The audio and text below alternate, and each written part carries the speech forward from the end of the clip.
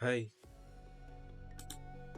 hey everyone, welcome to this video. In this video, I'm going to show you how you can easily remove your background from your images.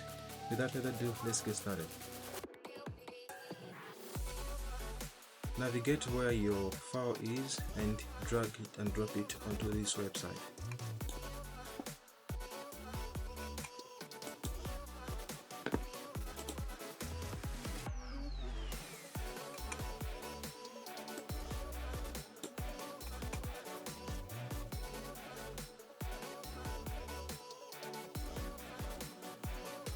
So we're going to wait for it to load.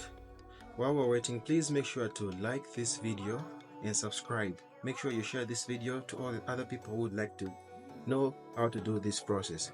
As you can see, the background has been removed. Now this is a paid service, so we're only limited to download this resolution. If you want HD, you need to pay. We can download up to 1920, but since this is a free version, we're going to download this resolution. Click on download. Okay, open it.